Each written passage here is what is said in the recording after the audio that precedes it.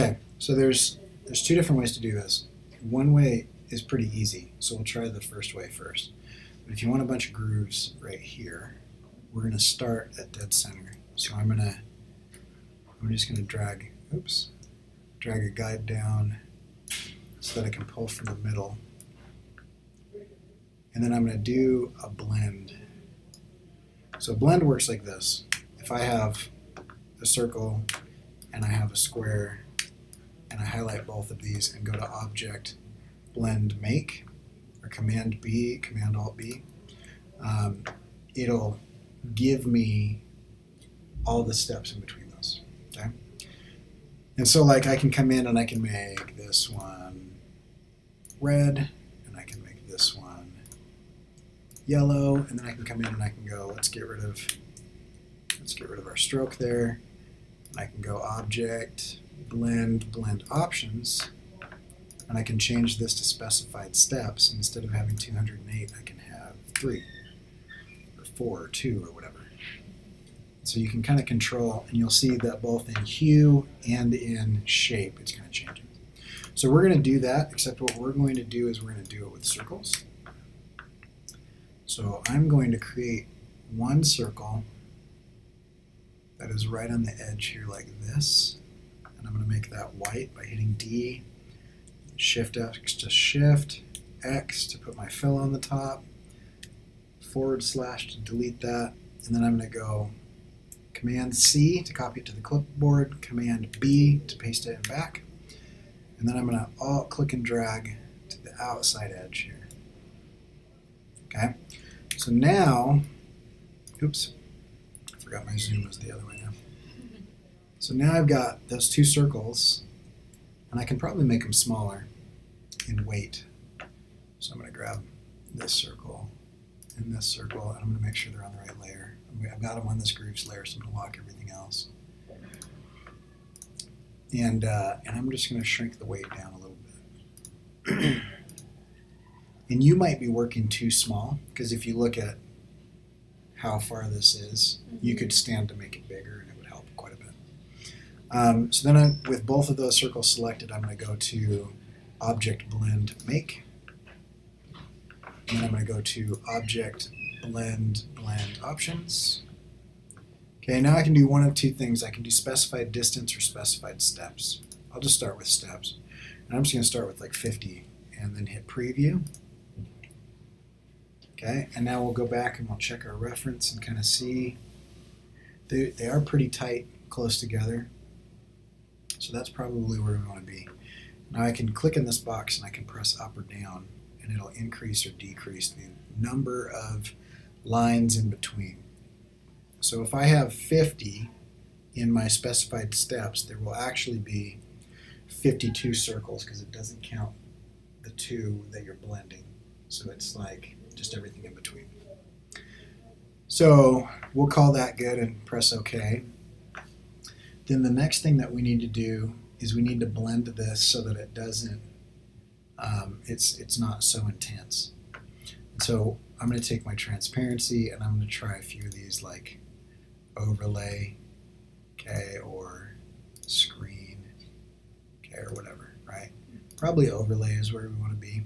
And that's not too bad, but I only want it to show up on the highlights here. So the next thing that I'm going to do is I'm going to, with this selected, click Make Mask. And when I make a mask, it looks like I just deleted it. What I actually did is right over here in your transparency panel, it creates a mask just like Photoshop. Where there's black on this mask, it will hide things. Where there's white on this mask, it will show things. Where there's gray on this mask, it will be whatever opacity that gray is. So if it's a 50% gray, meaning it's about halfway in between black and white, it'll be a 50% opacity or transparency, either way. If it's a 30% gray, it's going to be, so the more white it is, the more opaque it's going to be. The more black it is, the more invisible it's going to be. And so anything I put on this will show up that way, including things with the fuzzy edge. So if I come in here like this and I make a big giant white circle, okay, you can see I'm going to pull my transparency panel out so we can just watch it. So you can kind of see this. It's this big white circle right here. Now, that's fine, but if I fuzz this edge by going to blur, Gaussian blur, preview, I can increase or decrease the fuzziness of this edge, and you'll see that it's starting to taper off in its opacity. And that actually makes it seem like the lines are getting thinner and tapering to a point. They're not. They're just becoming more transparent. And if I do less of this, it'll happen quicker because it's less of a fuzzy edge. What I'm doing is I'm blurring the edge of this. So if I get this to be something like that, it'll be really bright in the middle. And then because this works just like a shape, because it is a shape, I can just drag this to be wherever I want it to be. And I can bring this over here like this as well. And then I have this. If I want one up here, I could do that. I could even resize it and make it super small or whatever. And I can control the transparency of that thing as well. Or I can make it so that it's not a white circle, it's a gray circle, and then it'll knock it back even further. So if I took this and I made it like a 50% gray, it becomes more transparent because now over here it's now gray instead of white on my mask. So if I bring it back to white, it'll get really bright again. Okay, now all we have to do is just figure out where this goes. But the trick is, once you're inside of this mask, you can't do anything outside of the mask until you click out. So I've got to click over here. I've now left the mask. I can't touch these objects in the inside of the mask unless I click back into this mask. But now what I can do is I can take this layer and I want it to be underneath your hour marks. So I've got to figure out where those hour marks are. They're probably here. Okay, so they are. So I'm going to take this and I just move it underneath that. The problem is you've got something else in there. So we can just grab this blend. I think if we put it just underneath the hour marks, there it is. And now we can come in and you can change the opacity of the entire thing. Okay, we can come in and we can change the blending mode of the entire thing because multiply will show black so it doesn't show up. So we could try, if we leave it normal and then take it, we can even change the color to anything we want and it'll change that color for us. And it maintains that opaque or that opacity mask that's in our transparency panel. So if we leave it white, do a screen or an overlay, and then change the opacity, we can kind of make this really subtle look kind of show up. And then I always come in and say, actually I want this to be bigger. And you can do that and then you can click out again.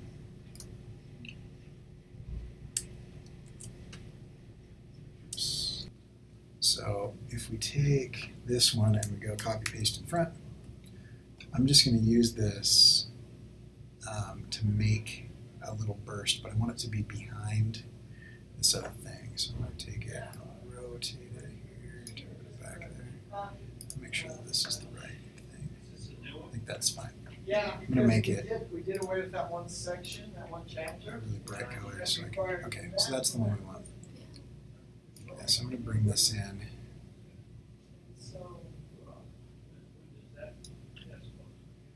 Okay.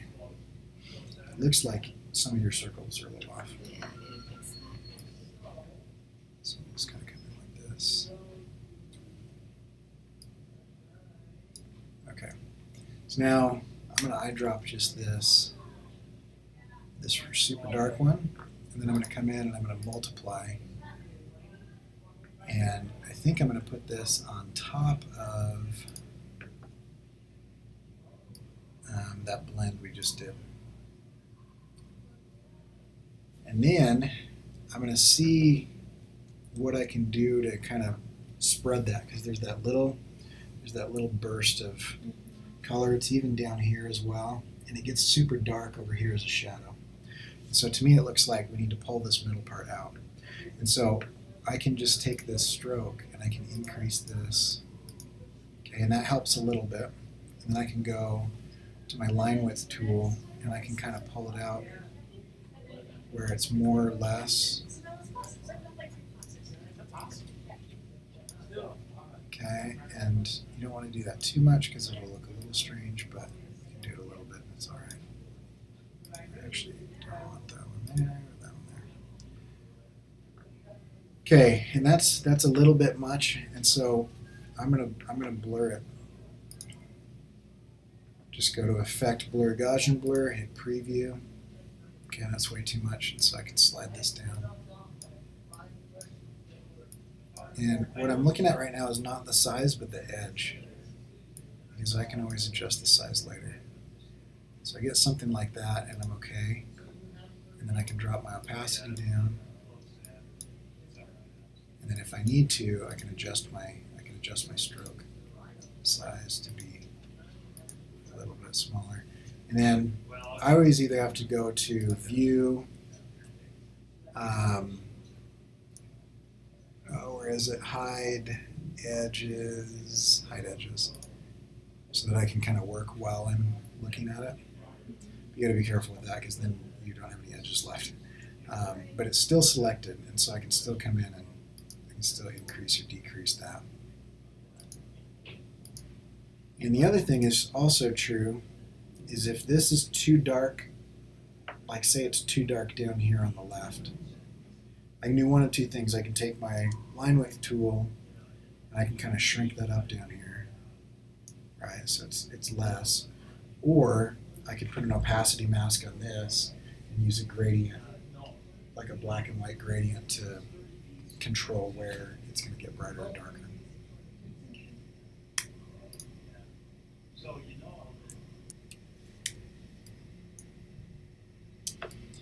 Okay, so we're going to work on the pins. I'm just going to get rid of this.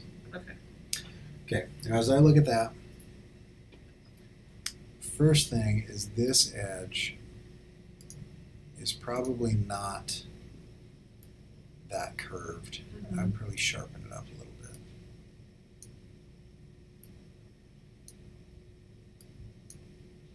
And I mean, we're pretty zoomed in, so that's not going to make a huge difference.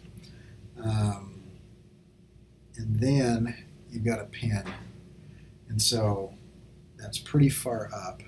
I'm going to put this on a layer that's just underneath everything because there's nothing that's going to be on top of it.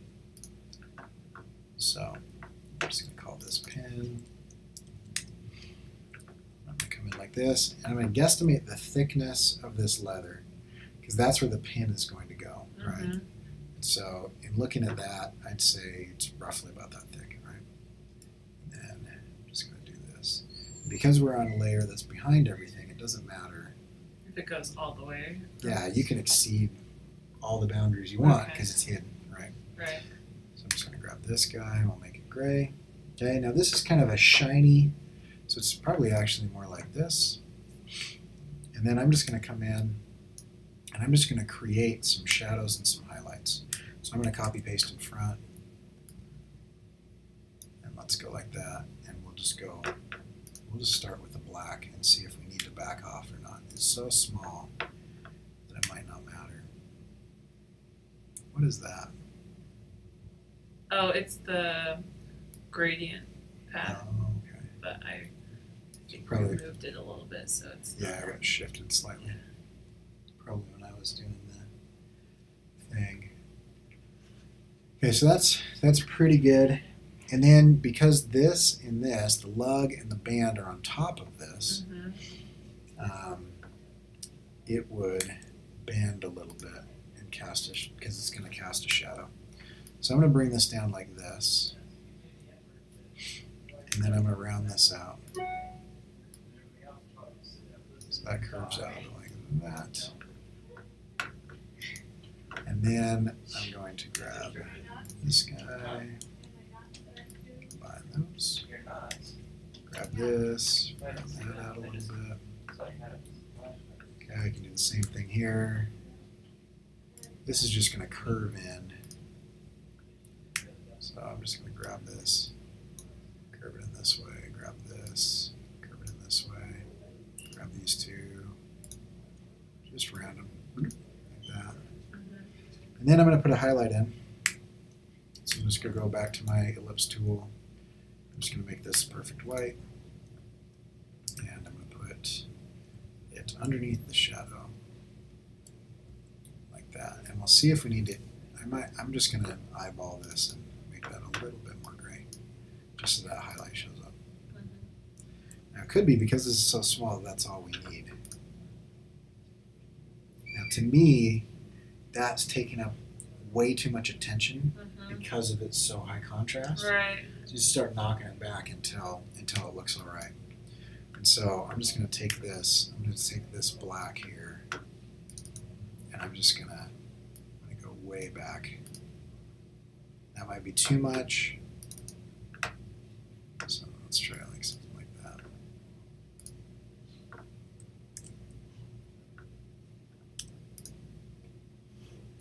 That looks pretty good. If my highlight's up top, that highlight might be a little bright as well. We can knock that back too. If my highlight's up top, it might be that this part, is a little higher. And it could be that you actually have like another shape that's giving you a real dark line. This.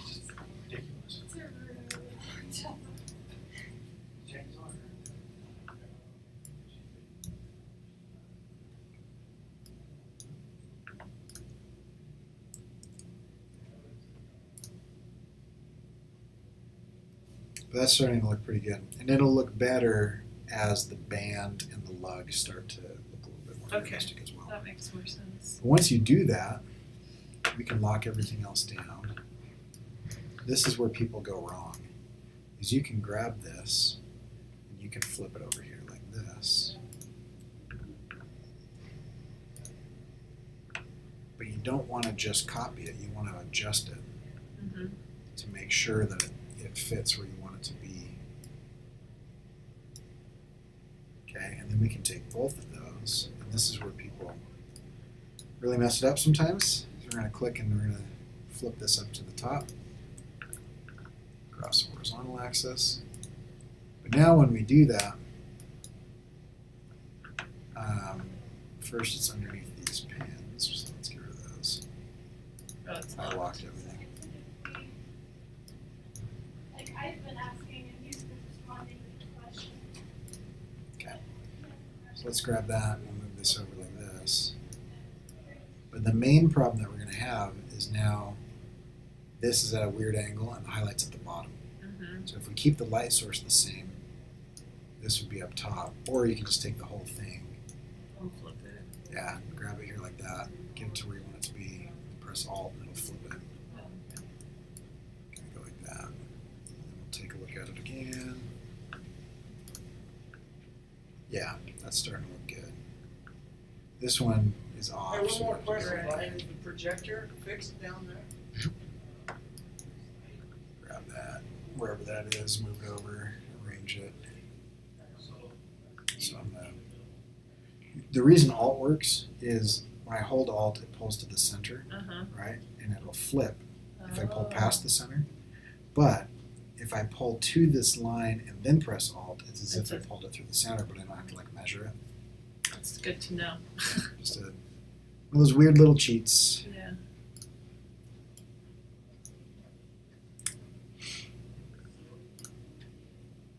So that's going to look a little bit better. And then as you start to kind of like just think about the materials, the oils of your skin and dirt and grime and stuff is going to rub on the edges of the band, and So that that'll needs to be darker. darken it just a little bit as it Okay. picks that stuff up. So that's why it looks a little fake as it approaches the metal and the leather. Is that the leather and the metal aren't really, but it's so small you probably don't even need to use gradients or anything. Okay, that's good to know.